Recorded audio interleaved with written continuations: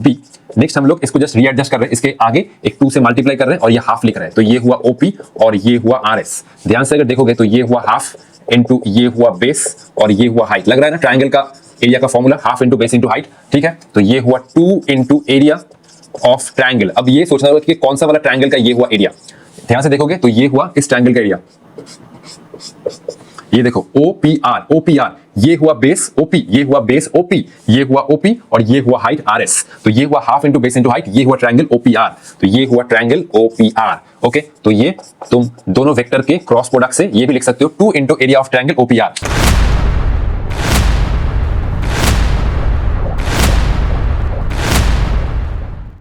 Hello students, my name is Devojit Shah and welcome to my YouTube channel Laws of Physics। तो ये video है motion in A plane का video number 11 और आज के video में हम स्टार्ट करने जा रहे हैं क्रॉस प्रोडक्ट यानी वेक्टर प्रोडक्ट।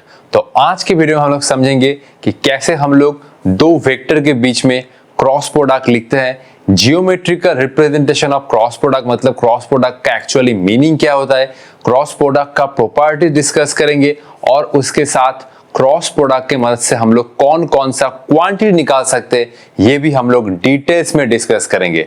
आई होप आप लोग मुझे बहुत बहुत सपोर्ट करेंगे और इस वीडियो में मैं अपना 100% अप्लाई करूंगा आप लोगों तक हर एक कंसेप्ट पहुंचाने के लिए। तो बिना टाइम वेस्ट किए आज का जर्नी स्टार्ट करते हैं। तो चलो सीखते हैं कि दोनों वेक्टर के बीच में हम लोग क्रॉस प्रोडक्ट कैसे लिखते हैं। तो इसका नाम है क्रॉस प्रोडक्ट और वेक्टर प्रोडक्ट। वेक्टर प्रोडक्ट क्यों है? क्योंकि दोनों वेक्टर के क्रॉस प्रोडक्ट से हमेशा एक वेक्टर क्वांटिटी जनरेट होता है। तो चलो सीखते हैं कि कैसे हम लोग दोनों वेक्टर के बीच में क्रॉस प्रोडक्ट लिखते हैं। तो ये देखो, ये हुआ ए वेक्टर और ये हुआ बीच में एक क्रॉस और ये हुआ बी वेक्टर। नेक्स्ट हम लोग इसको कैसे लिखेंगे? नेक्स्ट देखो, पहले ए वेक्टर का मैग्नीट्यूड तो ये हुआ ए, उसके बाद बी वेक्टर का मैग्नीट्यूड ये हुआ बी, उसके बाद मान लो ए वेक्टर और बी वेक्टर के बीच में एंगल है थीटा, तो ये हम लोग लिखेंगे साइन थीटा और उसके बाद और एक टर्म आएगा वो हो रहा है एन कैप। तो ये हुआ कंप्लीट नोटेशन दोनों वेक्टर के बीच में क्रॉस प्रोडक्ट लिखने का, A B sine theta N cap. ये हुआ ए वेक्टर का मैग्नीट्यूड, नेक्स्ट ये हुआ बी वेक्टर का मैग्नीट्यूड और ये हुआ साइन थीटा। थीटा क्या है? ए वेक्टर और बी वेक्टर के बीच में एंगल देख सकते हो और ये हुआ एन कैप। एन कैप क्या है? एन कैप है एक यूनिट वेक्टर, देख सकते हो। अगर मैं इसका मॉड ले लूं तो ये हुआ एन कैप 1। आगे सीखते हैं, रुको। तो एन कैप क्या है? Unit vector perpendicular to the plane containing A vector and B vector.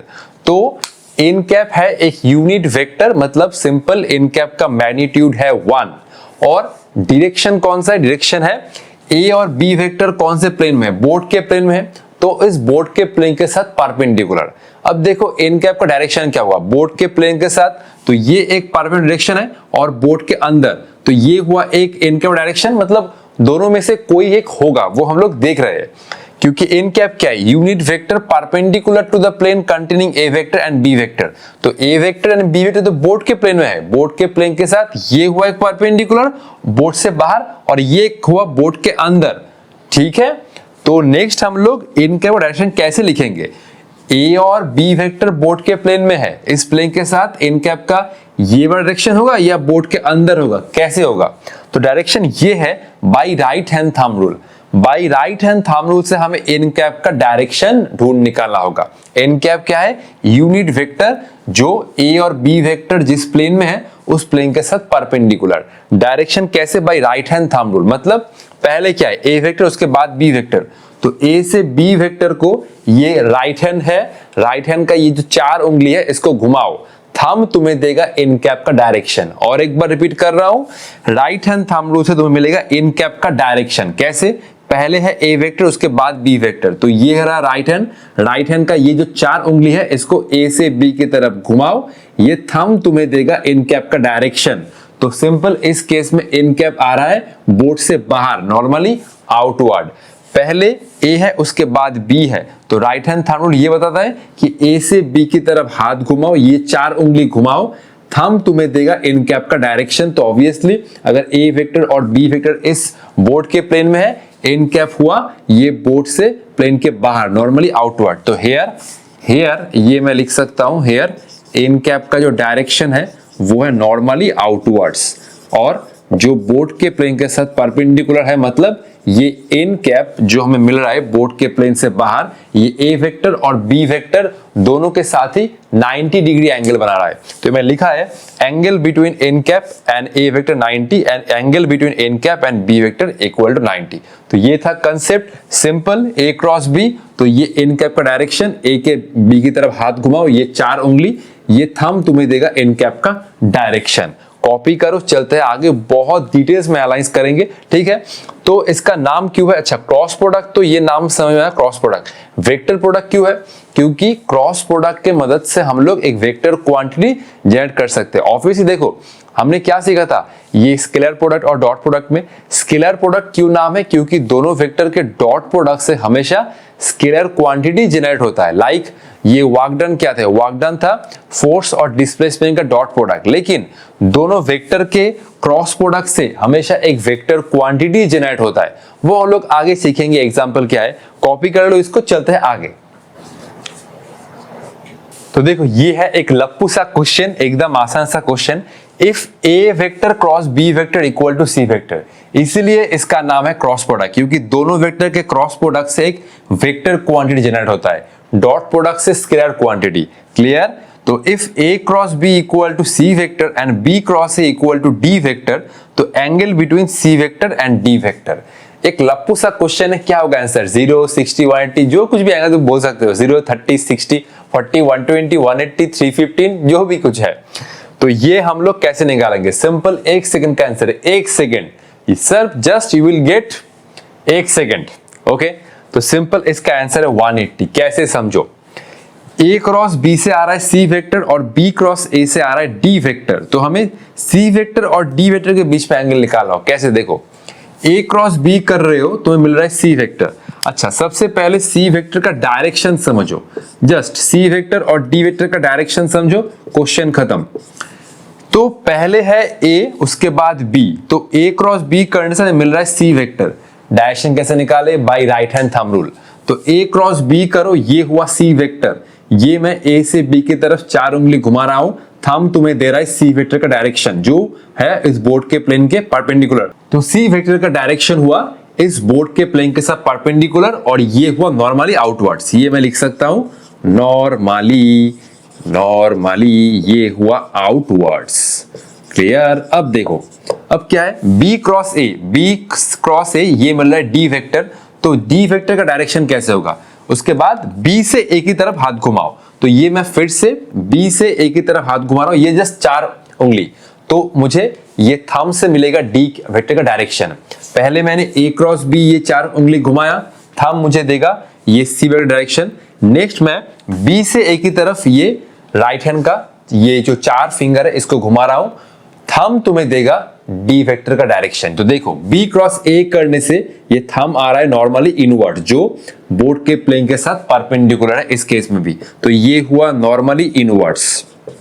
अब देखो तो क्या सिचुएशन हो रहा है, सी वेक्टर हुआ ऐसे बोर्ड के प्लेन के साथ परपेंडिकुलर बाहर, और डी वेक्टर भी बोर्ड के प्लेन के साथ परपेंडिकुलर है और वो है बोर्ड के प्लेन के अंदर, मतलब ऐसा कुछ सी वेक्टर है बोर्ड के प्लेन से बाहर और डी वेक्टर है अंदर, तो ये हुआ सी वेक्टर बाहर और ये हुआ डी वेक्टर बोर्ड के प्लेन के अंदर। सिंपल मैं इसका रिप्रेजेंटेशन दूं तो रुको, ये हुआ सी वेक्टर, ये हुआ सी वेक्टर और ये हुआ डी वेक्टर, ये हुआ सी वेक्टर बोर्ड के प्लेन से बाहर और ये हुआ डी वेक्टर बोर्ड के प्लेन के अंदर, ये हुआ C vector D vector. Clear, C vector D vector. तो सिंपल आंसर कितना है, आंसर है सिंपल, ये हुआ answer theta equal to 180 degree.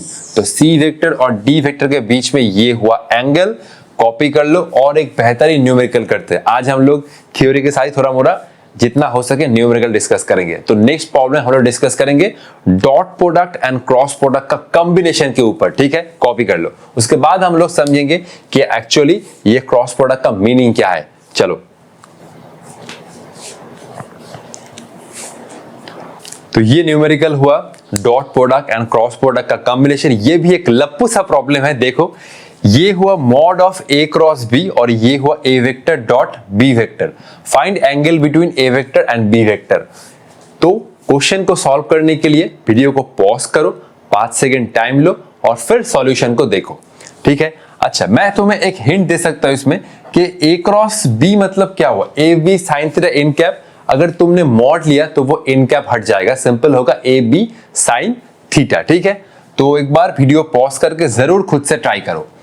1 2 3 4 5 ये एंगल होगा सिंपल 45 डिग्री।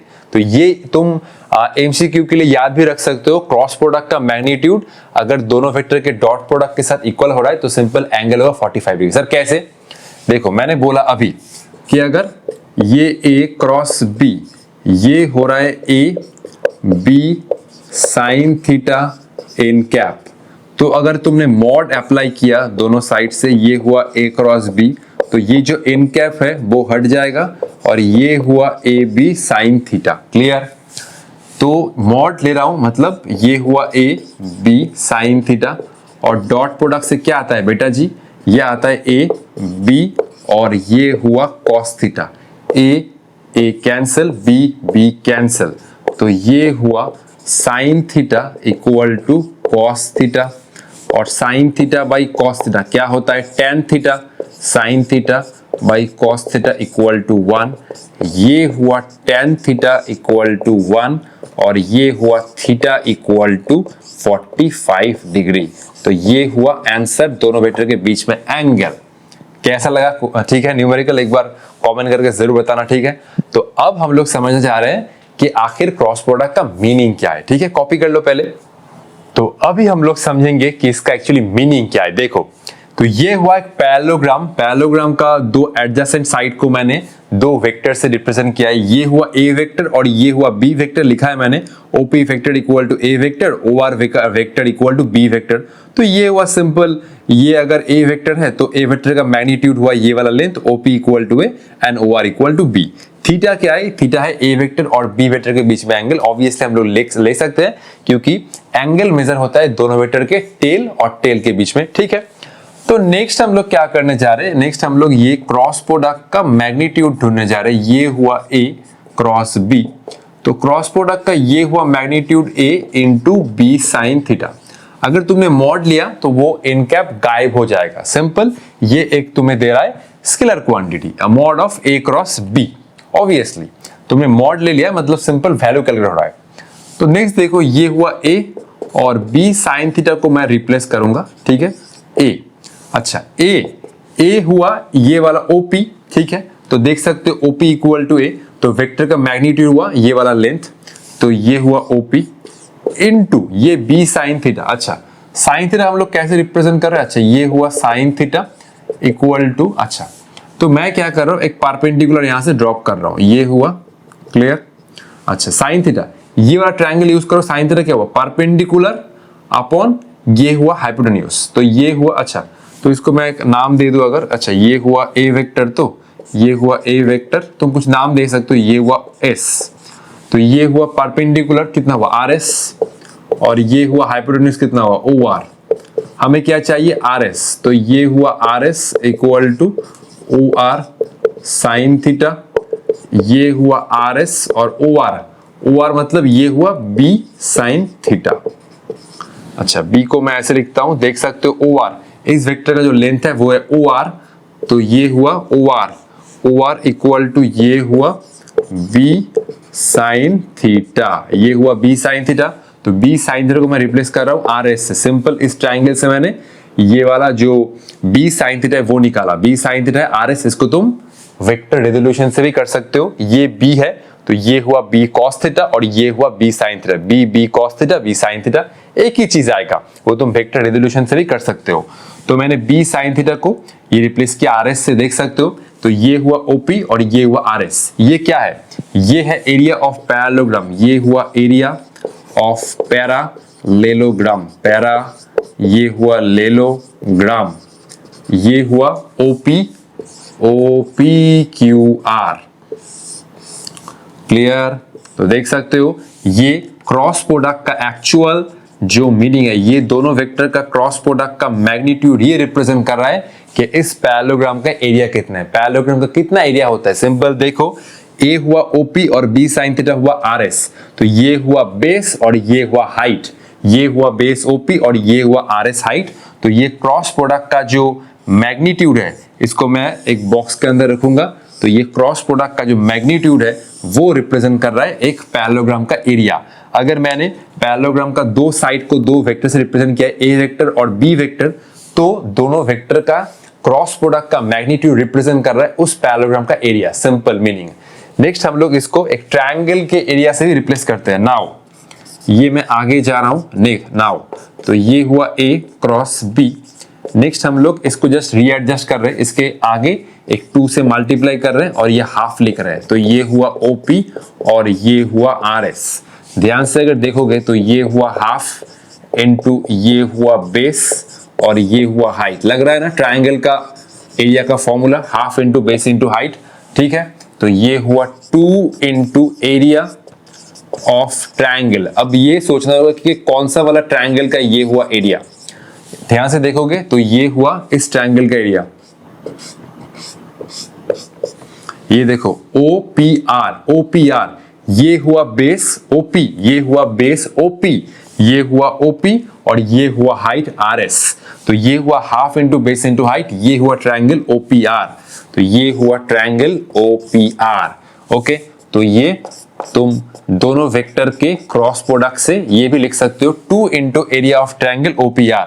तो ट्रायंगल का ये हुआ एक साइड ए वेक्टर, ये हुआ दूसरा साइड बी वेक्टर।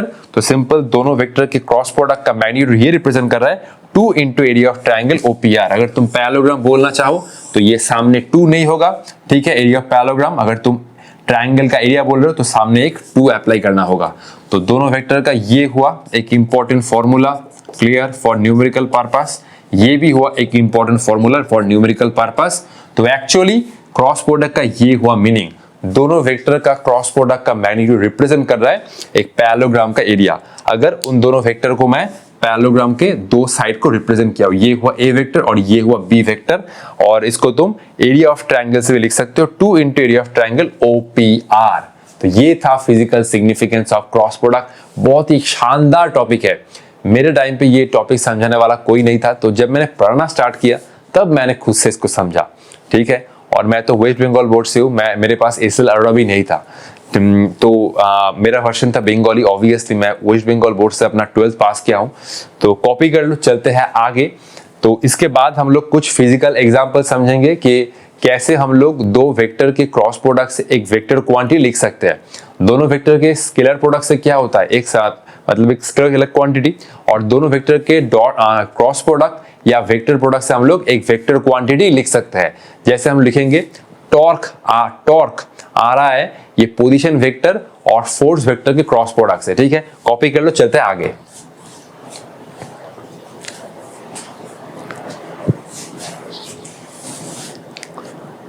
तो नेक्स्ट हम लोग कुछ क्रॉस प्रोडक्ट का एग्जांपल डिस्कस कर रहे, देख सकते हो। जैसे ये हुआ लीनियर वेलोसिटी और ये हुआ जो लीनियर वेलोसिटी है वो एंगुलर वेलोसिटी एंड रेडियस का क्रॉस प्रोडक्ट। सर ये टॉपिक कहाँ है? ये हम लोग इस चैप्टर के एंड में पढ़ेंगे कि एक टॉपिक है सर्कुलर मोशन। तो जब भी कोई पार्टिकल एक सर्कुलर पाथ में घूम रहा होता है तो उसका दो टाइप का वेलोसिटी आता है, एक होता है लीनियर, दूसरा होता है एंगुलर। तो हम लोग आगे सीखेंगे। अभी के लिए मान लो एक ये है एक एंगुलर वेलोसिटी। ये कब आता है? जब कोई पार्टिकल सर्कुलर पाथ पे घूम रहा होता है, और इसके साथ ये हुआ लीनियर वेलोसिटी और इसके साथ ये हुआ उस सर्कल का रेडियस। क्लियर? अब देखो ओमेगा क्रॉस आर, जैसे हम लोग डॉट प्रोडक्ट में सीखे हैं ना कि ए डॉट बी और बी डॉट ए सेम है। पावर को तुम ऐसे भी लिख सकते हो, एफ डॉट वी लिखो या वी डॉट एफ लिखो। लेकिन यहाँ पर अगर तुमने आर क्रॉस ओमेगा कर दिया तो आंसर गलत हो जाएगा, क्योंकि क्रॉस प्रोडक्ट में ए क्रॉस बी और बी क्रॉस ए सेम नहीं होता है। इसीलिए क्रॉस प्रोडक्ट है एंटी कम्यूटेटिव। क्लियर? ये तुम अगर आर क्रॉस ओमेगा कर दिए तो ये वाला गलत हो जाएगा। तो सिंपल तुम्हें ओमेगा क्रॉस आई लिखना है। और एक है वेक्टर क्वांटिटी जो है टॉर्क, जो हम लोग लिख सकते हैं distance from axis of rotation, और ये हुआ फोर्स। अभी के लिए तुम इन सबको एक क्वांटिटी समझ लो। ये टॉर्क का जो एक्सप्रेशन आएगा वो हम लोग समझेंगे इसके नेक्स्ट चैप्टर क्या है, लॉज ऑफ मोशन। उसका नेक्स्ट चैप्टर है वर्क पर एनर्जी, उसका नेक्स्ट चैप्टर है सिस्टम ऑफ पार्टिकल। तो ये हम लोग बहुत देर बाद डिस्कस करेंगे ऑब्वियसली।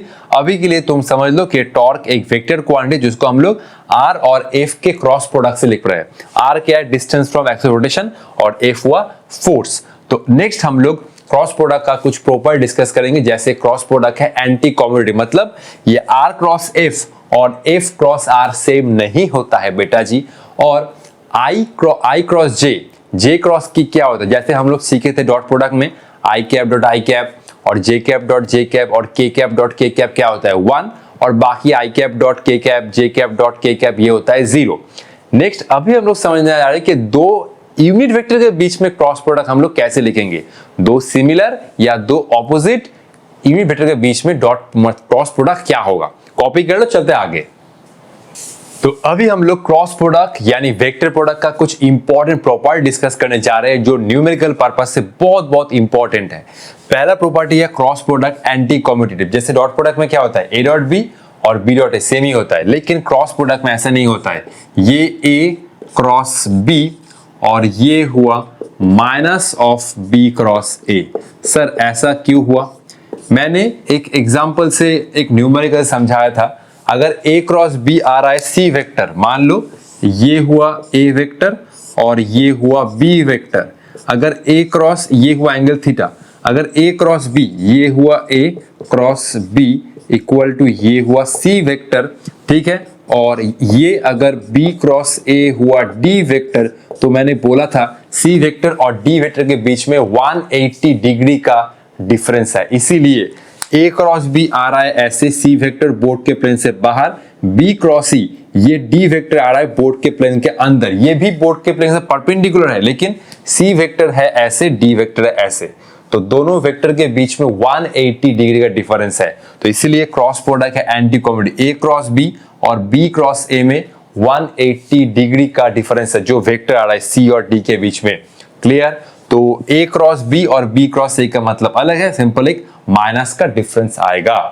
तो नेक्स्ट, ठीक है, अच्छा ये मैं बाद में रेस कर रहा हूं। नेक्स्ट है ये डॉट प्रोडक्ट के तरह डिस्ट्रीब्यूटिव है, तो ये मैं लिख सकता हूं a वेक्टर क्रॉस ये हुआ b वेक्टर प्लस ये हुआ c वेक्टर, तो ये हुआ a vector cross b vector.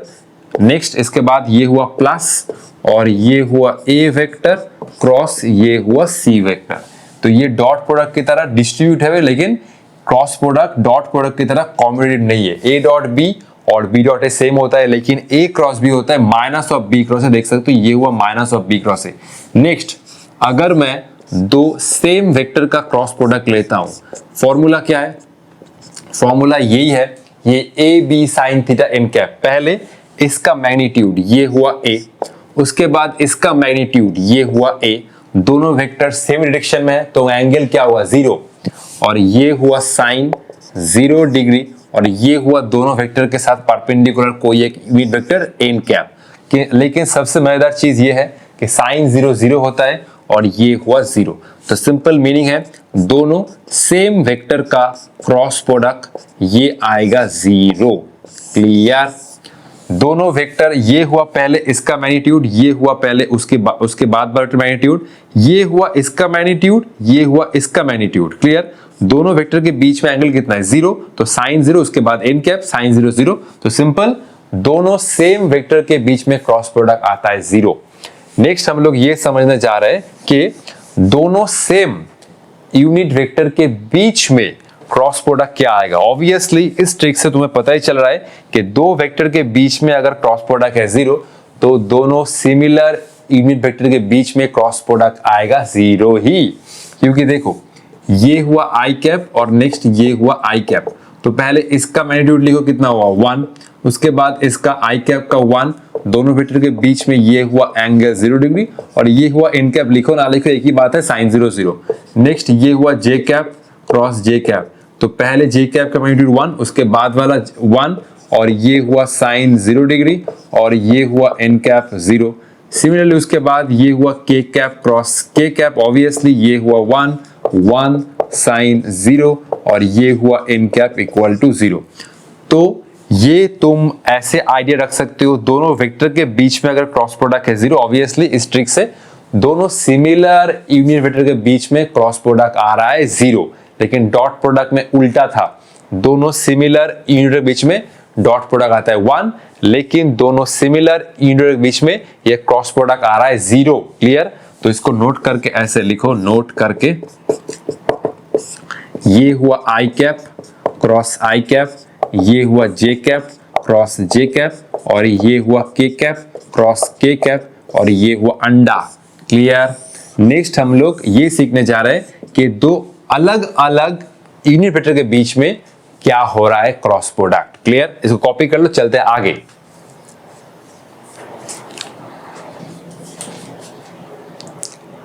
तो नेक्स्ट हम लोग ये समझने जा रहे हैं कि आई कैप क्रॉस जे कैप, या तुम बोल सकते हो आई कैप क्रॉस के कैप या के कैप क्रॉस जे कैप, आखिर है क्या, मतलब होगा क्या। ठीक है, तो ये हुआ आई कैप, ये हुआ आई कैप क्रॉस ये हुआ जे कैप। तो इसको लिखना है कैसे, देखो आई कैप का ये हुआ मैग्नीट्यूड 1, जे कैप का ये हुआ मैग्नीट्यूड 1, दोनों के बीच में एंगल कितना है 90, क्योंकि आई कैप है अलोंग एक्स एक्सिस, जे कैप है अलोंग वाई एक्सिस, तो एक्स और वाई एक्सिस बीच में एंगल कितना है 90। तो सिंपल ये मैं लिखूंगा साइन ऑफ 90। नेक्स्ट मैं लिखूंगा एक यूनिट वेक्टर, वही ट्रिक है कैसे लिखूं। देखो ये है आई कैप, ठीक है, और ये हुआ आई कैप, ठीक है, देखो ये हुआ आई कैप, ये हुआ जे कैप, और ये हुआ के कैप। इसको हम लोग एक साइक्लिक ऑर्डर में लेते हैं। तो देखो आई क्रॉस जे, इसके बाद क्या आएगा के कैप, तो ये सिंपल हो रहा है के कैप, तो ये सिंपल आएगा के कैप, क्योंकि 1 1 sin 91 सब वैल्यू है 1। नेक्स्ट हम लोग देखो, नेक्स्ट हम लोग ये करने जा रहे हैं जे कैप क्रॉस के कैप। तो सिंपल देखो क्या होगा, जे कैप का मैग्नीट्यूड 1, के कैप का मैग्नीट्यूड 1, दोनों के बीच में एंगल कितना आएगा 90, तो ये हुआ साइन 90 डिग्री। जे कैप है अलोंग पॉजिटिव वाई एक्सिस, के कैप है along positive Z axis, obvious दोनों के बीच में एंगल 90। नेक्स्ट जे कैप क्रॉस के कैप, मतलब यहां पर क्या लिखेंगे वही ट्रिक है। तो देखो जे, फर्स्ट जे उसके बाद के, तो जे कैप क्रॉस के कैप तुम आ रहे हो, उसके बाद वाला क्या आई कैप, और ऑब्वियसली तुम क्लॉकवाइज सेंस चल रहे हो, क्लॉकवाइज सेंस, जे कैप क्रॉस के कैप आ रहे हो, उसके बाद ये हुआ आई कैप, तो ये हुआ आई कैप, सबका वैल्यू है 1, तो ये हुआ आई कैप। क्लियर। नेक्स्ट तुम करने जा रहे हो सपोज के कैप क्रॉस आई कैप, तो सिंपल अभी मैं लिख सकता हूं, देखो सिंपल ट्रिक ये है कि आई क्रॉस जे में क्या लिखूंगा, चलो ये आई से जे तक चलो क्लॉकवाइज, उसके बाद वाला क्या है के कैप लिखो चुपचाप। जे क्रॉस के, जे से तुम के तक चल रहे हो, उसके बाद क्या है आई कैप, क्लॉकवाइज चल रहे हो, क्लियर आई कैप। तो के कैप क्रॉस आई कैप, तो अभी मैं सिंपल क्या लिखूंगा, के से आई तक चलो क्लॉकवाइज, उसके बाद वाला क्या है जे कैप, तो ये हुआ जे कैप, सिंपल। नेक्स्ट देखो, अगर मैं क्लॉकवाइज घूम रहा हूं इसलिए प्लस आ रहा है, अगर मैं एंटी क्लॉकवाइज घूम, मान लो मैं आई कैप क्रॉस के कैप कर रहा हूं, तो आई क्रॉस कैप के कैप क्या होगा एंटी क्लॉकवाइज, तो ये आएगा माइनस जे कैप। क्लियर, क्लॉकवाइज चलने से प्लस, एंटी क्लॉकवाइज चलने से माइनस। तो ये देखो, नेक्स्ट मैं लिखूंगा आई कैप क्रॉस ये हुआ के कैप। क्लियर, देखो आई कैप क्रॉस के कैप में क्या आ रहा है, सिंपल देखो, आई कैप का मैग्नीट्यूड ये हुआ 1, के कैप का मैग्नीट्यूड 1, दोनों के बीच में एंगल कितना है, दोनों के बीच में एंगल है 90 डिग्री ऑब्वियसली।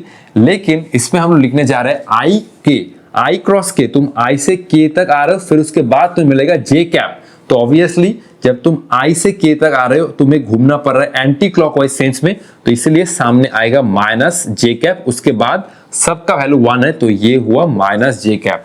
जब तुम आई कैप क्रॉस के कैप कर रहे हो तुम्हें जाना पड़ रहा है एंटी क्लॉकवाइज, इसलिए माइनस, उसके बाद वाला क्या है जे कैप, शॉर्टकट ट्रिक। नेक्स्ट देखो, अब मैं लिखने जा रहा हूं के कैप क्रॉस जे कैप, तो जब तुम के कैप से जे कैप तक जा रहे हो तुम्हें जाना पड़ रहा है एंटी क्लॉकवाइज, और उसके बाद तुम्हें मिल रहा है आई कैप, तो इसलिए एंटी क्लॉकवाइज जाना पड़ रहा है, इसलिए माइनस, तो के से जे तक जा रहे हो, नेक्स्ट मिल रहा है आई कैप, तो ये हुआ माइनस आई कैप, सिंपल। क्लियर। नेक्स्ट ये मैं लिखने जा रहा हूं जे कैप क्रॉस आई कैप। देखो जब तुम जे कैप से आई कैप जा रहे हो तुम ऐसे नहीं जा सकते कि जे, सर हम लोग तो जे से आई ऐसे जा सकते ना, जब तुम जे से आई जा रहे हो तो बीच में के कैप आ रहा है, इस रास्ते में तुम जा नहीं सकते, तुम्हें इसी से जाना होगा, क्योंकि देखो आई कैप क्रॉस के कैप, आई कैप क्रॉस के कैप तुम ऐसे भी जा सकते हो, लेकिन वो रास्ता अलाउड नहीं, क्योंकि आई क्रॉस के कैप ना, तो सिंपल आई से जब तुम के कैप आ रहे हो अगर इस रास्ते में, तो बीच रास्ते में जे कैप पड़ रहा है, उस रास्ते में नहीं जाना है। आई क्रॉस के सिंपल, उसके बाद पहले आई उसके बाद के कैप, तुम्हें जाना पड़ रहा है एंटी क्लॉकवाइज, इसलिए माइनस, और आई क्रॉस के बाद आ रहा है जे कैप, सिंपल मीनिंग। नेक्स्ट जे कैप क्रॉस आई कैप, जे कैप क्रॉस आई कैप क्या आ रहा है, जे से तुम आई कैप जा रहे हो एंटी क्लॉकवाइज सेंस में, तो माइनस साइन अप्लाई करो, और उसके बाद क्या आ रहा है के कैप, तो ये हुआ सिंपल के कैप। मैं एक बार चेक करके दे रहा हूं आई क्रॉस के, ये आई क्रॉस के एंटी क्लॉकवाइज माइनस जे कैप, k क्रॉस जे एंटी क्लॉकवाइज माइनस आई कैप, उसके बाद j cross i anti clockwise, तो ये हुआ माइनस k कैप। तो यही सिंपल ट्रिक है, ठीक है। अगर तुम i क्रॉस j कैप कर रहे हो सिंपल क्लॉकवाइज सेंस में तो प्लस आ रहा है, i क्रॉस j नेक्स्ट ये k cap, j cross k कर रहे हो क्लॉकवाइज सेंस नेक्स्ट ये हुआ i कैप, और अगर तुम k क्रॉस i कर रहे हो क्लॉकवाइज सेंस में तो नेक्स्ट ये आएगा j कैप। सिंपल यही मीनिंग है, ठीक है। तो जस्ट यही तुम्हें समझना होगा। क्रॉस डॉट प्रोडक्ट में क्या होता था, i क्रॉस j हमेशा क्या होता था, i डॉट j क्या होता है, i डॉट j हमेशा होता था 0, क्योंकि डॉट प्रोडक्ट में कॉस आता है और cos 90 क्या होता है 0। तो डॉट प्रोडक्ट में हमेशा दो अलग अलग यूनिट वेक्टर के बीच में जो डॉट प्रोडक्ट आता है वो क्या होता है 0, और यहां पर ये है ट्रिक फाइंड करने का, ठीक है। नेक्स्ट हम लोग क्रॉस प्रोडक्ट का यूटिलाइज सीखने जा रहे हैं कि कैसे हम लोग क्रॉस प्रोडक्ट को यूटिलाइज कर सकते हैं कोई एक पैरामीटर ढूंढने के लिए। क्रॉस प्रोडक्ट का वैसे तो बहुत सारा एप्लीकेशन है, ठीक है, कॉपी कर लो। नेक्स्ट हम लोग एक से एक एप्लीकेशन डिस्कस करेंगे। पहले हम लोग ये डिस्कस करेंगे कि दोनों वेक्टर का क्रॉस प्रोडक्ट कैसे हम फाइंड कर सकते हैं। मान लो ये एक वेक्टर है a वेक्टर, ये हुआ सपोज 2i कैप प्लस ये हुआ 3j कैप प्लस ये हुआ 4k कैप, और अगर ये हुआ b cap equal to 5i cap और ये हुआ 10j कैप और ये हुआ 15k कैप, तो a डॉट b करोगे सिंपल क्या होगा 2 इंटू 5 प्लस 3 इंटू 10 और ये हुआ 4 15। लेकिन क्रॉस प्रोडक्ट क्या होगा, ये अगर हमने क्रॉस प्रोडक्ट को फाइंड करना चाहा तो ये वाला क्रॉस प्रोडक्ट क्या होगा, इसके लिए हमें डिटरमिनेंट सीखना होगा जो मैथ्स का ट्रिक है, ठीक है, डिटरमिनेंट, ठीक है। कॉपी कर लो, चलते हैं आगे। Find application of dot product, ठीक है। पहला एप्लीकेशन यही सीखने जा रहे हैं कि दोनों वेक्टर के बीच में क्रॉस प्रोडक्ट हम लोग कैसे लिख सकते हैं। क्लियर, कॉपी कर लो।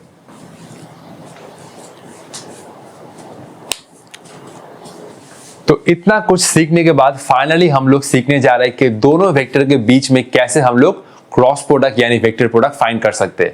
तो ये देखो a वेक्टर है 3 डायमेंशन में ax i cap ay j cap plus az k cap, और b वेक्टर क्या है bx i cap plus by j cap plus bz k cap. अगर मैं डॉट प्रोडक्ट लूं तो सिंपल क्या होगा ax bx plus ay by plus az bz। Dot product तो इजी है लेकिन क्रॉस प्रोडक्ट थोड़ा झमेला है, देखना होगा, ठीक है। आसान है लेकिन थोड़ा टाइम टेकिंग है। तो ये हुआ डिटरमिनेंट। सर ये क्या डंठा है, ये क्या डंठा है सर, ये क्या मैग्नीट्यूड है, मॉड है, ना ना, ये है डिटरमिनेंट। ये हुआ डिटरमिनेंट। मैथ्स का टेक्निक है, जिन लोगों का मैथ्स है क्लास 11 में, शायद क्लास 11 में ही है, मैं तो कब का छोड़ चुका और मैं मैथ्स अभी भी नहीं पढ़ाता हूँ, सिर्फ मैं 11 का फिजिक्स ही पढ़ाता हूँ। तो ये हुआ डिटरमिनेंट, कोई डंठा नहीं, कोई मैग्नीट्यूड नहीं। इसको लिखने का एक प्रोसीड्योर है। पहले देखो यहाँ पर टॉप पर लिखो ये हुआ आई कैप, ये हुआ आई कैप और ये हुआ जे कैप, ये हुआ के कैप। देख के घबराना नहीं है, सिंपल सीखना है, सिंपल सीखना है। थोड़ा टाइम टेकिंग लेकिन बहुत प्यार से समझा रहा हूं, ठीक है। पहले लिखो आई कैप, जे कैप, के कैप। उसके बाद देखो यहाँ पर पहले क्या है ए वेक्टर, तो ए वेक्टर का जो कोफिशिएंट है चुपचाप लिखो। आई कैप के नीचे ये ए वेक्टर का ये एक्स कंपोनेंट आएगा। सिंपल जे कैप के नीचे ये वाला कोफिशिएंट आएगा, ये हुआ ए वाई, और के कैप के नीचे ये कोफिशिएंट हुआ, ये हुआ ए जेड। पहले जो वेक्टर है उसका कोफिशिएंट लिखना पड़ता है। तो ए वेक्टर का ये हुआ आई कैप का कोफिशिएंट, जे कैप का ये हुआ कोफिशिएंट और ये हुआ के कैप का कोफिशिएंट, ठीक है। नेक्स्ट उसके बाद है बी, तो बी वेक्टर का ये देखो, और आई कैप का कोफिशिएंट है बी एक्स, जे कैप का बी वाई, के कैप का बी जेड। चुपचाप लिखो आई कैप के नीचे ये हुआ बी एक्स और ये हुआ बी वाई और ये हुआ के कैप के नीचे ये हुआ बी जेड। ये कोई मॉड नहीं है, ये एक रिप्रेजेंटेशन है, ये है डिटरमिनेंट, ठीक है। तो इसके नीचे मैं इक्वल टू दे रहा हूं। पहले देखो इसका एक नाम है, ये होता है रो और ये होता है कॉलम। तो इसमें 3 रो है, ये हुआ पहला रो, ये हुआ दूसरा रो और ये हुआ तीसरा रो, और इसमें ये होता है कॉलम, 1 कॉलम 2 कॉलम और ये हुआ 3 कॉलम। तो पहले मैं आई कैप का ये लिख रहा हूं आई कैप। उसके बाद क्या लिखेंगे देखो, उसके बाद ये लिखेंगे, जब मैं आई कैप का हिसाब कर रहा हूं तो ये वाला रो क्लोज करो और ये कॉलम क्लोज करो, ये रो क्लोज करो और ये कॉलम क्लोज करो। इसके साथ इसका मल्टीप्लिकेशन माइनस इसके साथ इसका मल्टीप्लिकेशन, एक ही बात है, इसके साथ इसका माइनस इसके साथ इसका। अगर मैं एरो दूं तो पहले ये मल्टीप्लिकेशन होगा, उसके बाद ये मल्टीप्लिकेशन होगा। जब मैं आई कैप का हिसाब कर रहा हूं, ये वाला रो क्लोज करो मन से, एक्चुअली क्लोज नहीं, मन से क्लोज करो, ऐसे मत कर सर काट दूं, काटना नहीं। तो ये मैं रो क्लोज कर रहा हूं और ये कॉलम क्लोज कर रहा हूं, इसके साथ इसका मल्टीप्लीकेशन ए वाई बी जेड, तो मैं लिख रहा हूं ये हुआ ए वाई बी जेड माइनस ये हुआ नेक्स्ट बी वाई ए जेड, या तुम ए जेड बी वाई लिखो एक ही बात है, ये हुआ बी वाई और ये हुआ ए जेड। तो ये हुआ आई कैप का मतलब जब तुम आई कैप लिख रहे हो उसके बाद ये ऑपरेशन होगा, तो ये मैं कर रहा हूं इरेज। जब तुम आई कैप लिख रहे हो उसके बाद ये वाला ऑपरेशन होगा, ये वाला रो क्लोज ये वाला कॉलम क्लोज, इसके साथ इसका मल्टीप्लीकेशन माइनस इसके साथ इसका मल्टीप्लीकेशन। नेक्स्ट क्या होगा, नेक्स्ट होगा ये होगा माइनस जे कैप। बहुत ध्यान से यहां पर ही गलती होता है, ये प्लस जे कैप नहीं होगा माइनस जे कैप होगा। क्लियर? जब तुम जे कैप कर रहे हो तो सिंपल जे कैप का ये वाला रो क्लोज करो और ये वाला कॉलम क्लोज करो। क्लियर? अपने मन से, ठीक है। अच्छा देखो यहां पर मैं छुपाता हूं इसको, तो ये रो क्लोज करो। नेक्स्ट जे कैप के साथ क्या ऑपरेशन होगा, तो जे कैप का जब बात हो रहा है ये वाला रो क्लोज करो ये वाला कॉलम क्लोज करो, इसके साथ इसका मल्टीप्लीकेशन माइनस इसके साथ इसका मल्टीप्लीकेशन। और एक बार दिखा रहा हूं, जब आई कैप का ऑपरेशन हुआ था ये वाला रो क्लोज ये वाला कॉलम क्लोज, इसके साथ इसका मल्टीप्लीकेशन माइनस इसके साथ इसका मल्टीप्लीकेशन। जब तुम जे कैप का ऑपरेशन करो माइनस जे कैप लिखने के बाद ये वाला रो क्लोज ये वाला कॉलम क्लोज, इसके साथ इसका मल्टीप्लीकेशन, तो ए एक्स बी जेड। चलो लिखता हूं, ये हुआ ए एक्स बी जेड माइनस क्या होगा इसके साथ इसका मल्टीप्लीकेशन, तो ये हुआ बी एक्स और ये हुआ ए जेड। और एक बार देख लो। क्लियर? इसको मैं यहां पर छुपाता हूं, तो ये वाला रो क्लोज जब जे कैप के बाद ऑपरेशन हो रहा है ये वाला रो क्लोज ये वाला कॉलम क्लोज, ए एक्स बी जेड माइनस ये हुआ ए जेड बी एक्स। क्लियर? अच्छा, तो इसके बाद आ रहा है ये हुआ प्लस के कैप। यही यहां पर ही गलती होता है कि यहां पर स्टूडेंट लोग प्लस जे कैप लिख देते हैं ना। आई कैप के बाद ऑपरेशन माइनस जे कैप का ऑपरेशन और ये हुआ लास्ट में के कैप। सिंपल यही तरीका है।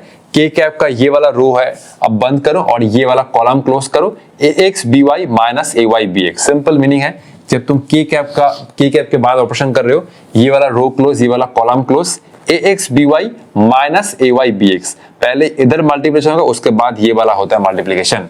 तो ये हुआ ए एक्स बी वाई, तो ये हुआ ए एक्स बी वाई माइनस ये हुआ बी एक्स ए वाई, तो ये हुआ बी एक्स और ये हुआ ए वाई, बी एक्स ए वाई। अब तुम आसानी से कोई वैल्यू गिवन रहेगा 2 3 4 या 5 10 15, तो तुम आसानी से दोनों वेक्टर के बीच में क्रॉस प्रोडक्ट निकाल सकते हो। नेक्स्ट हम लोग ये सीखने जा रहे हैं, दो वेक्टर गिवन है, तो देखो नेक्स्ट हम लोग ये सीखने जा रहे हैं, मान लो दो वेक्टर गिवन है, इन दोनों वेक्टर के साथ परपेंडिकुलर एक यूनिट वेक्टर ढूंढना है। Finding a unit vector which is both perpendicular to A vector and B vector। ये मैं A vector दे रहा हूं, मान लो ये दोनों वेक्टर गिवन है, तो इन दोनों वेक्टर के साथ परपेंडिकुलर हमें चाहिए एक यूनिट वेक्टर। वो डायरेक्ट क्वेश्चन रहता है, finding a unit vector perpendicular to both A vector and B vector. तो वो कैसे करना है नेक्स्ट हम लोग आगे समझेंगे। सिंपल यही था आज का मेन मोटिव के दोनों वेक्टर के बीच में क्रॉस प्रोडक्ट हम लोग कैसे निकालते हैं। क्लियर? कॉपी कर लो, चलते हैं आगे। तो यही मेन मुद्दा था कि कैसे हम लोग ए क्रॉस बी लिखते हैं। ये है सिंपल दोनों डन था जो बोल सकते हो डिटरमिनेंट, और ये हम लोग लिखते हैं पहले आई के उसके बाद ऑपरेशन माइनस जे कैप उसके बाद ऑपरेशन, और ये हुआ प्लस के कैप उसके बाद ऑपरेशन। ये वाला भूल मत करना प्लीज, ये माइनस जे कैप होता है। तो यही है। नेक्स्ट हम लोग इन कैप ढूंढने जा रहे हैं, यूनिट वेक्टर जो ए वेक्टर और बी वेक्टर दोनों के साथ ही परपेंडिकुलर है। कॉपी कर लो। तो देखो ये हुआ सेकंड एप्लीकेशन जो बहुत शानदार है, क्वेश्चन में डायरेक्ट दिया रहता है ए वेक्टर बी वेक्टर दोनों वेक्टर गिवन रहेगा, यही तुम्हें बोल देगा finding a unit vector which is perpendicular to both A vector and B vector. मान लो A vector B vector given है, तो तुम्हें दोनों वेक्टर के साथ परपेंडिकुलर एक यूनिट वेक्टर ढूंढना है। क्या मेथड है? सिंपल, ये हमने सीखा है कि ए क्रॉस बी ये होता है ए बी, अच्छा ये हुआ ए बी, अच्छा ये हुआ A B sine theta N cap. और ये भी हमने सीखा है कि अगर मैं मॉड अप्लाई कर रहा हूं, तो ये हुआ mod of A cross B, ये हुआ ए बी साइन थीटा। अगर मैं मॉड अप्लाई कर रहा हूं तो इन कैप गायब। तो नेक्स्ट मैं यही करने जा रहा हूं, ये हुआ देखो ए कैप और ये हुआ बी कैप।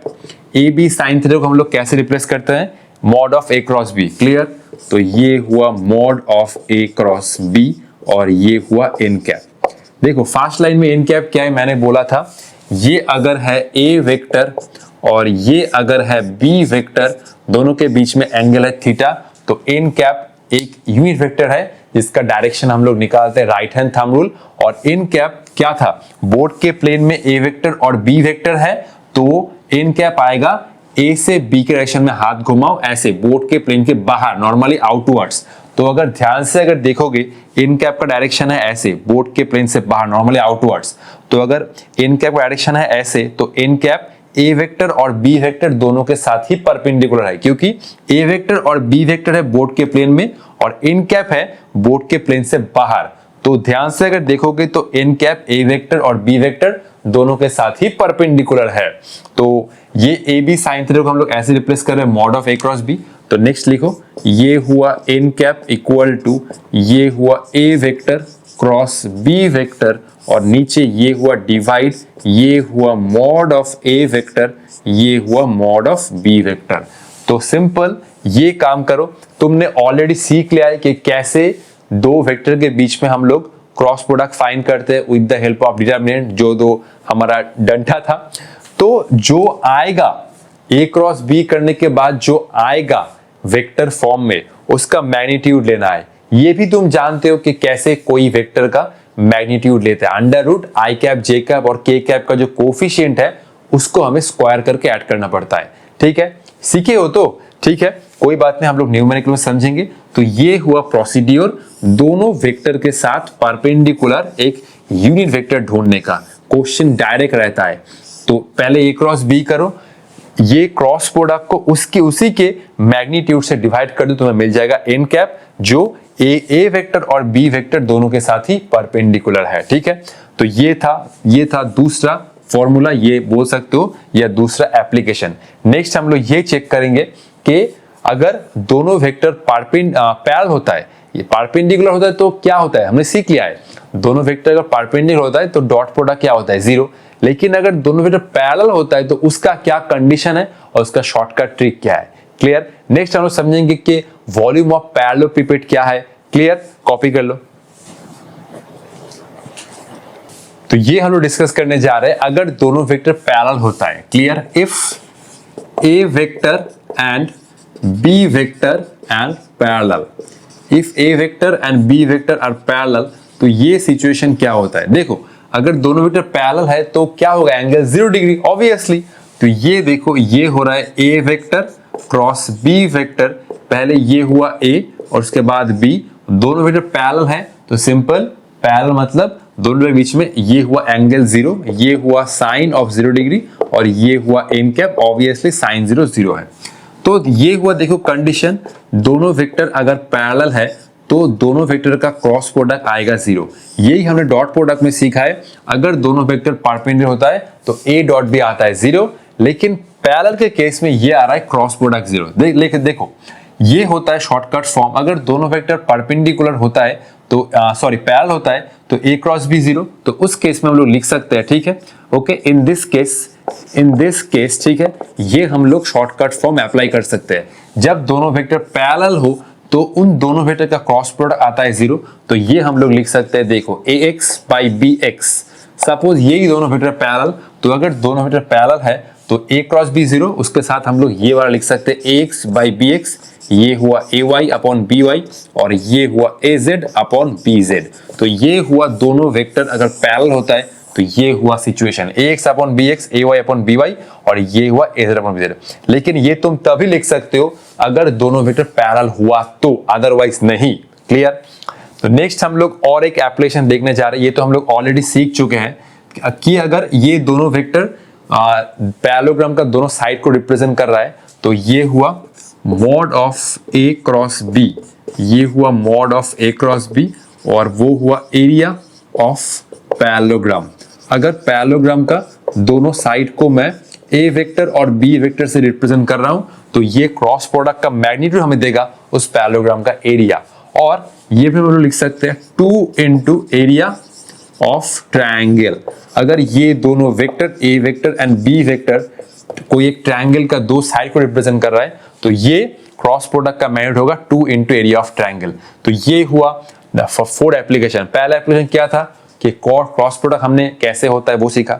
दूसरा एप्लीकेशन है दोनों वेक्टर गिवन है, दोनों वेक्टर के साथ परपेंडिकुलर जो है यूनिट वेक्टर वो हमें ढूंढना था। तीसरा एप्लीकेशन हुआ कि अगर दोनों वेक्टर पैरेलल है तो क्रॉस प्रोडक्ट होता है 0 और ये होता है एडिशनल केस, ठीक है। तो अगर ये दोनों वेक्टर गिवन है, दोनों वेक्टर के क्रॉस प्रोडक्ट का मैग्नीट्यूड पैरेललोग्राम का एरिया हो सकता है और ये लिख सकते हैं 2 इंटू एरिया ऑफ ट्रायंगल। तो ये 4 हुआ। नेक्स्ट हम लोग 5वां डिस्कस करने जा रहे हैं कि अगर और एक वेक्टर गिवन हुआ तो कोप्लेनर, और कोप्लेनर का क्या कंडीशन है और वॉल्यूम ऑफ पैरेललोपिपेड क्या होता है। क्लियर, कॉपी कर लो। तो ये हुआ हमारा एप्लीकेशन नंबर 5 और एप्लीकेशन नंबर 6। एक एक एप्लीकेशन में चुन कर लाया हूं और इस वीडियो की मदद से आप लोगों का क्लास 11 नीट जेईई मेंस कुछ भी एग्जाम आसानी से पार हो जाएगा। तो हमें सिर्फ अब फॉर्मूला डिस्कस करना है, बाद में हम लोग न्यूमेरिकल डिस्कस करते हैं। If 3 vectors are coplanar, coplanar का मतलब है मान लो इसी बोर्ड के प्लेन में 3 वेक्टर है तो उसका कंडीशन क्या है। उसका कंडीशन ये है, अगर ये ए वेक्टर डॉट बी और ये हुआ cross C, A dot B cross C अगर 0 है तो देख सकते हो ये है A vector, B vector, C vector. तो अगर तीनों वेक्टर एक ही प्लेन में है तो कोप्लेनर कंडीशन चेक करने का ये है रास्ता, ए डॉट बी क्रॉस सी।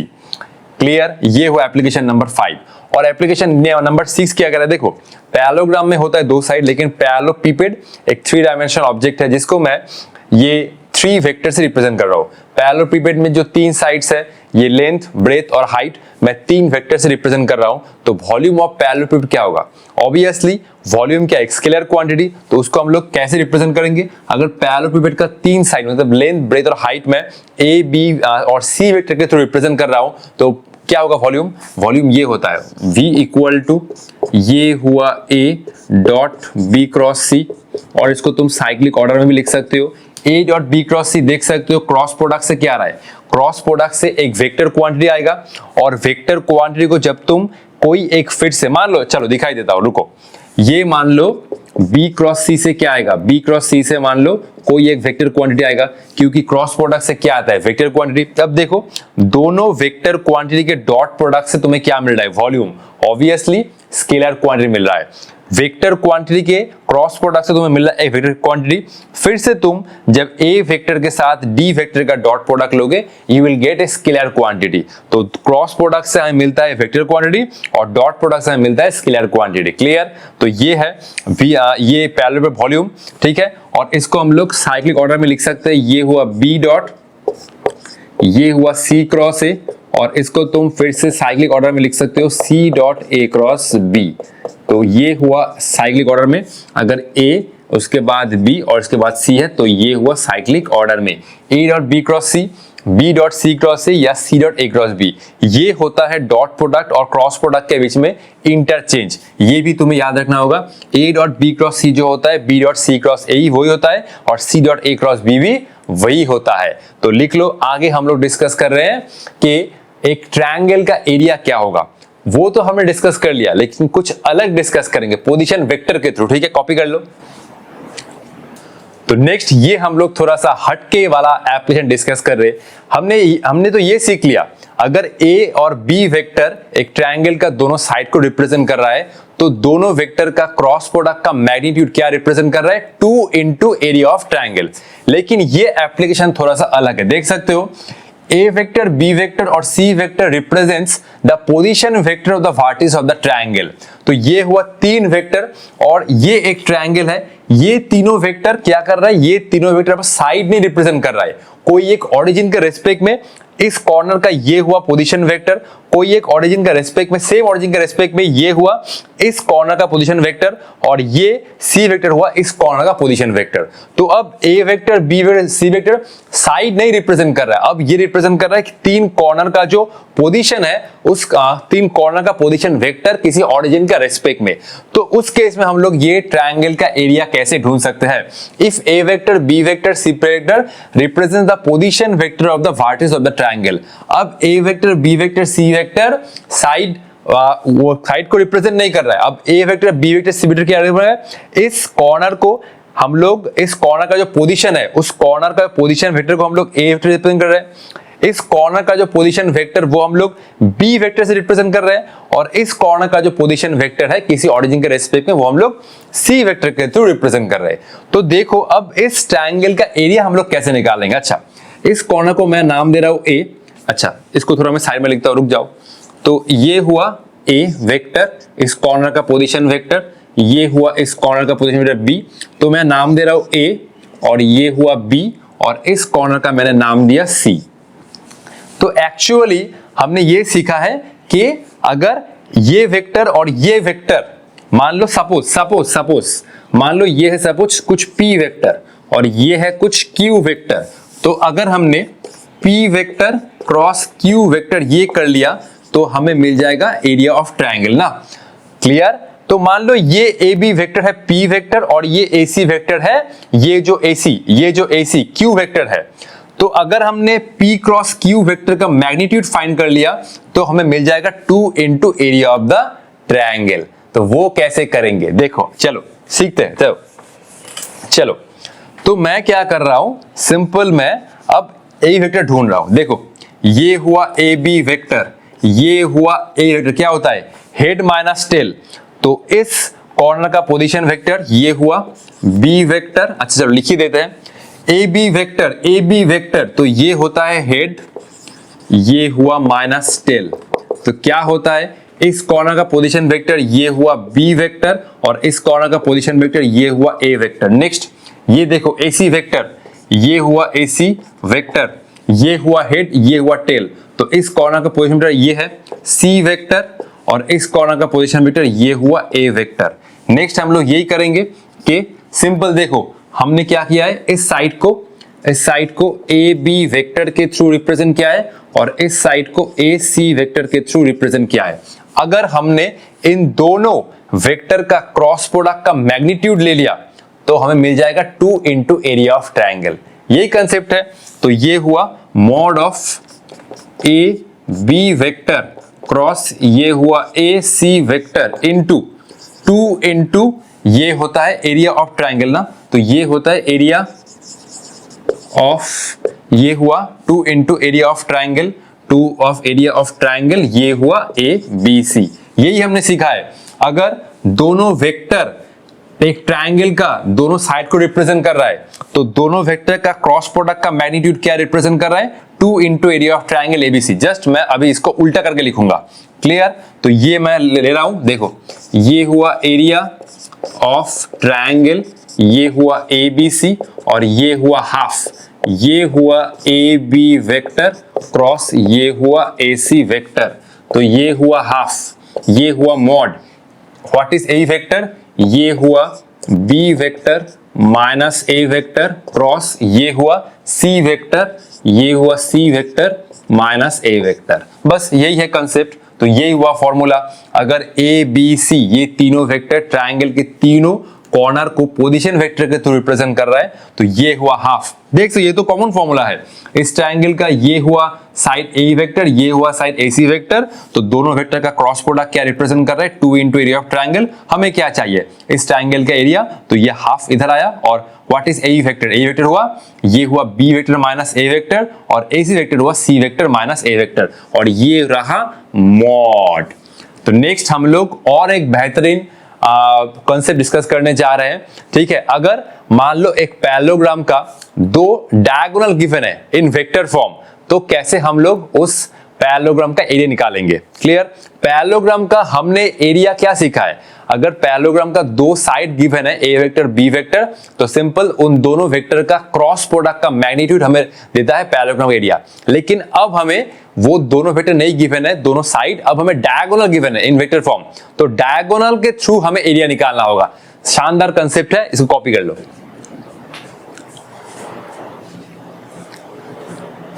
तो अब हम लोग एक जबरदस्त कंसेप्ट डिस्कस करने जा रहे हैं। इस कंसेप्ट में क्या है, D1 वेक्टर और D2 वेक्टर एक पैरेललोग्राम का 2 डायगोनल को रिप्रेजेंट कर रहा है।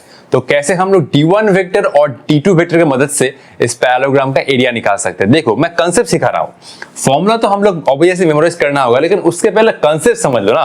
तो देखो ये हमने सीखा है, अगर ये हुआ ए वेक्टर और अगर ये हुआ बी वेक्टर तो हमने ये सीखा है कि ए वेक्टर क्रॉस बी वेक्टर का मैग्नीट्यूड हमें दे रहा है एरिया ऑफ पैरेललोग्राम। ये हुआ कुछ पैरेललोग्राम, तो हमने ये सीखा है। लेकिन इस कंसेप्ट में ए वेक्टर और बी वेक्टर नहीं गिवन है, हमें क्या गिवन है, D1 वेक्टर और D2 वेक्टर। तो ये हुआ एक डायगोनल जो है D1 वेक्टर। हमें एक्चुअली ऐसा कुछ फॉर्मूला लाना होगा ताकि हम लोग D1 वेक्टर और D2 वेक्टर के थ्रू ही एरिया निकाल सकते हैं। ये हुआ D1 वेक्टर, ये हुआ एक हमारा डायगोनल और ये हुआ दूसरा डायगोनल। ये हुआ D1 वेक्टर, ये हुआ D1 वेक्टर और ये हुआ D2 वेक्टर, ये हुआ D2 वेक्टर, ये हुआ D2 वेक्टर, ये हुआ D1 वेक्टर, ये हुआ D2 वेक्टर। तो नेक्स्ट हम लोग क्या करेंगे, नेक्स्ट हम लोग यही सीखेंगे कि ट्रायंगल लॉ कैसे अप्लाई करना होता है। सिंपल, चलो नाम दे रहा हूं, ये हुआ O, ये हुआ P और ये हुआ Q, ये हुआ R। तो पहले हम लोग ये वाला ले रहे हैं ORQ, ओके। ये हुआ B वेक्टर, चलो ठीक है, D1 वेक्टर, तो ये अच्छा चलो ठीक है। तो पहले हम लोग क्या ले रहे हैं, फ्रॉम ट्रायंगल ये ले रहे हैं ORQ, ये हुआ ORQ। देख सकते हो अगर ये A वेक्टर है तो ये भी हुआ A वेक्टर, अगर ये A वेक्टर है तो ये भी हुआ A वेक्टर। देख सकते हो ये दोनों वेक्टर B वेक्टर और A वेक्टर सेम ऑर्डर में है, B वेक्टर और A वेक्टर सेम ऑर्डर में है। और ये हुआ B वेक्टर और A वेक्टर रिजल्टेंट जो है D1 वेक्टर। ये वेक्टर देख सकते हो, ये टेल हेड और यहां से टेल हेड। B वेक्टर और A वेक्टर सेम ऑर्डर में है, तो D1 वेक्टर A वेक्टर और B वेक्टर का रिजल्टेंट है। तो ये हम लोग लिख सकते हैं B vector plus A vector और ये हुआ D1 वेक्टर। नेक्स्ट हम लोग ये सीखने जा रहे हैं फ्रॉम ट्रायंगल, कौन सा लेते हैं, नेक्स्ट हम लोग लेते हैं PRQ। Next from triangle PRQ, देख सकते हो। तो देखो ये हुआ हमारा दूसरा डायगोनल D2 वेक्टर। तो नेक्स्ट हम लोग ये वाला ट्रायंगल यूज कर रहे हैं PRQ। तो ये वेक्टर देखो D2 vector A vector same order में है, क्लियर। तो ये हुआ हमारा रिजल्टेंट, ये हुआ B वेक्टर। अगर ये है B वेक्टर तो ये भी हुआ B वेक्टर पैरेलली। देख सकते हो ये D2 वेक्टर और A वेक्टर सेम ऑर्डर में है, D2 vector A vector same order में है और ये हुआ ऑपोजिट ऑर्डर में B वेक्टर। तो ये D2 वेक्टर और A वेक्टर का रिजल्टेंट हुआ B वेक्टर, क्लियर। तो चलो ये हुआ D2 वेक्टर, अच्छा D2 vector plus A vector और ये हुआ B वेक्टर। एक्चुअली हमें क्या चाहिए था, हमें चाहिए था A क्रॉस B, क्योंकि हम लोग फॉर्मूला इसी से आगे लेकर जाएंगे। तो अगर हमने यहां से ये फाइंड कर लिया, A वेक्टर हमारा हो रहा है कितना, D1 वेक्टर माइनस ये हुआ B vector, clear. A vector कितना हो रहा है, D1 vector minus B vector और यहां से B वेक्टर क्या हो रहा है, अच्छा B वेक्टर हमने निकाल लिया, चलो कोई बात नहीं। अच्छा तो ये A वेक्टर हो रहा है D1 vector minus B vector, B vector हो रहा है कितना, D2 vector plus A vector. तो चलो आगे हम लोग फॉर्मूला प्रोसीड कर रहे हैं, कुछ नहीं है, सिंपल, चलो यहां पर ही कर लेते हैं। अच्छा तो सिंपल हमें ढूंढना होगा A क्रॉस B। तो ये हुआ mod of A cross B। ये अगर A वेक्टर और B वेक्टर गिवन होता तो हम लोग क्रॉस प्रोडक्ट के मैग्नीट्यूड से डायरेक्टली एरिया निकाल सकते हैं, लेकिन यहां पर A वेक्टर B वेक्टर नहीं है, हमें D1 और D2 वेक्टर के टर्म में ही एरिया ढूंढना होगा। चलो क्लियर। तो ये हम लोग पहले लिख लेते हैं A क्रॉस B वेक्टर, ये हो रहा है एरिया ऑफ, ये हुआ पैरेललोग्राम, क्या नाम है, OPQR, ये हुआ OPQR, क्लियर।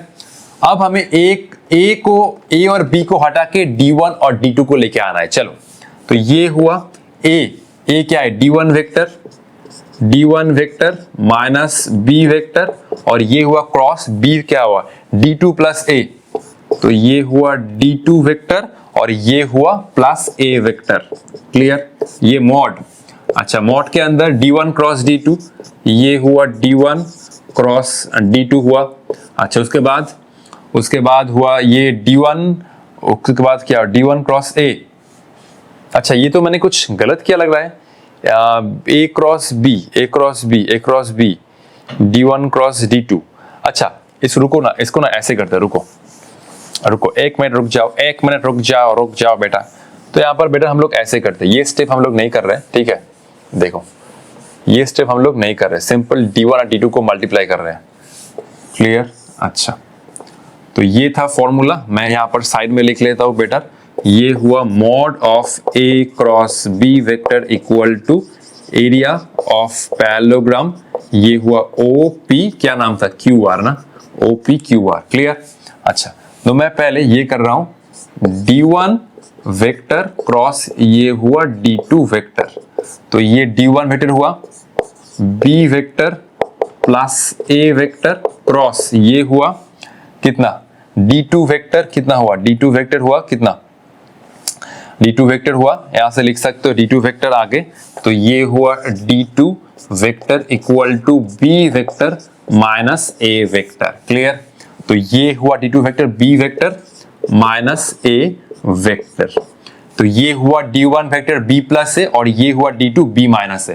तो चलो आगे चलते हैं, पहले B क्रॉस B करो, पहले ये हुआ B cross B vector, next इसके बाद B क्रॉस A, तो ये हुआ B क्रॉस A, उसके बाद A क्रॉस B, उसके बाद A क्रॉस B, उसके बाद minus A vector cross A vector, ये हुआ मॉड। देख सकते हो B क्रॉस B और A क्रॉस A जीरो है, दोनों सेम वेक्टर का क्रॉस प्रोडक्ट क्या होता है, जीरो, तो ये भी जीरो ये भी जीरो। अच्छा, बचा माइनस B क्रॉस A, ये वाला टर्म जीरो ये वाला term zero, minus B cross A को हम लोग क्या लिख सकते हैं, A क्रॉस B, क्योंकि क्रॉस प्रोडक्ट क्या होता है, anti commutative, A cross B और क्या होता है माइनस B क्रॉस A, तो इस टर्म को हम लिख रहे हैं A cross B vector minus B cross A को हम लिख रहे हैं A क्रॉस B, तो ये हुआ A क्रॉस B वेक्टर, और इस टर्म को हम लोग लिख सकते हैं 2 into mod of A cross B vector. देखो अगर ये दोनों डायगोनल गिवन है तो सिंपल ये हो रहा है A क्रॉस B, ठीक है, देख सकते हो, तो ये हुआ, अच्छा A क्रॉस B क्या हुआ, A क्रॉस B हुआ, अच्छा तो ये हुआ mod of D1 vector cross D2 vector, तो ये हुआ फॉर्मूला। अगर ये दो एक्चुअली ये रिलेशन गिवन है, A वेक्टर और B वेक्टर इस पैरेललोग्राम का दोनों साइड को रिप्रेजेंट कर रहा है, और D1 वेक्टर और D2 वेक्टर पैरेललोग्राम का दोनों डायगोनल को रिप्रेजेंट कर रहा है। तो नेक्स्ट हम लोग यही सीखने जा रहे हैं। देखो A क्रॉस B क्या हुआ, ये 2 को इधर लाओ, तो ये हुआ हाफ और ये हुआ D1 क्रॉस D2, क्लियर, और ये हुआ एरिया ऑफ पैरेललोग्राम OPQR, ये हुआ पैरेललोग्राम का सिंबल, तो ये हुआ एक्चुअल फॉर्मूला। अगर दोनों वेक्टर गिवन है, ये हुआ A वेक्टर B वेक्टर जो साइड को रिप्रेजेंट कर रहा है, सिंपल क्रॉस प्रोडक्ट का magnitude low, you will get the area of parallelogram. अगर डायगोनल गिवन है तो ये काम करो half into mod of D1 cross D2, you will get the area of parallelogram. ये हुआ पैरेललोग्राम का साइन, क्लियर, और ये रिलेशन हमने निकाला है। तो ये था, अगर पैरेललोग्राम का दोनों डायगोनल गिवन है वेक्टर फॉर्म में, तो तुम इस फॉर्मूला को अप्लाई कर सकते हो। सिंपल, दोनों डायगोनल का क्रॉस प्रोडक्ट का मैग्नीट्यूड लो और सामने एक हाफ से मल्टीप्लाई करो। तो हम लोग लास्ट एप्लीकेशन डिस्कस करने जा रहे हैं जो है लैग्रेंज आइडेंटिटी। तो ये पहले कॉपी कर लो, नेक्स्ट हम लोग लैग्रेंज आइडेंटिटी में जा रहे हैं। तो ये हुआ आज का हमारा क्रॉस प्रोडक्ट यानी वेक्टर प्रोडक्ट का लास्ट एप्लीकेशन, और इसमें हम लोग क्रॉस प्रोडक्ट और डॉट प्रोडक्ट को एक साथ यूज करने जा रहे हैं। ये हमने सीखा है कि A क्रॉस B ये होता है A B साइन थीटा, और ये हुआ एन कैप। एन कैप है एक यूनिट वेक्टर जो A वेक्टर और B वेक्टर जिस प्लेन में है उस प्लेन के साथ perpendicular. Obviously N cap A vector और B वेक्टर दोनों के साथ ही परपेंडिकुलर है। तो अगर मैंने यहां से मॉड अप्लाई किया A क्रॉस B वेक्टर का मैग्नीट्यूड, तो ये वाला जो एन कैप है वो गायब हो जाएगा, A B साइन थीटा। और ये भी हमने सीखा है कि A डॉट B दोनों वेक्टर का डॉट प्रोडक्ट क्या रिप्रेजेंट कर रहा है, एक स्केलर क्वांटिटी जो है A B cos थीटा। अगर मैं यहां पर देखो, यही होता है Lagrange identity, A cross B का ये हुआ होल स्क्वायर प्लस ये हुआ A डॉट B का होल स्क्वायर।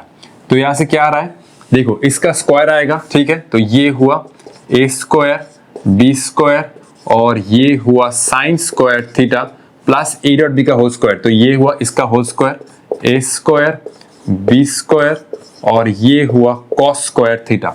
एक काम करो, यहां से A square B square common ले लो, और ये तो तुम्हें शायद पता ही होगा कि sign square theta plus cos square theta क्या होता है 1, तो ये हुआ A स्क्वायर B स्क्वायर। तो ये होता है लैग्रेंज आइडेंटिटी। सो यहां से हम लोग लिख सकते हैं फॉर्मूला बेसिस ए क्रॉस बी, दोनों वेक्टर का क्रॉस प्रोडक्ट का मैग्नीट्यूड का स्क्वायर लो, उसके बाद प्लस दोनों वेक्टर का जो डॉट प्रोडक्ट है उसका स्क्वायर लो, तो ये हम लोग लिख सकते हैं ए स्क्वायर इंटू बी स्क्वायर। तो ये हम लोग फॉर्मूला लिख सकते हैं। ये हुआ लैग्रेंज आइडेंटिटी, दोनों वेक्टर का क्रॉस प्रोडक्ट का मैग्नीट्यूड का स्क्वायर, और ये हुआ दोनों वेक्टर का डॉट प्रोडक्ट का स्क्वायर, ये होता है ए स्क्वायर इंटू बी स्क्वायर। तो मैं ये वाला वीडियो यहाँ पर एंड कर रहा हूँ, लेकिन अगर मैं यहाँ पर आगे न्यूमेरिकल डिस्कस करने बैठा तो वीडियो का लेंथ बहुत ज्यादा हो जाएगा, ठीक है। तो आई होप आप लोगों ने ये वीडियो बहुत पसंद किया होगा, और इसके नेक्स्ट वीडियो में हम लोग क्रॉस प्रोडक्ट के ऊपर न्यूमेरिकल डिस्कस करने जा रहे हैं। तो तब तक पढ़ाई करते रहो, ऑल द बेस्ट।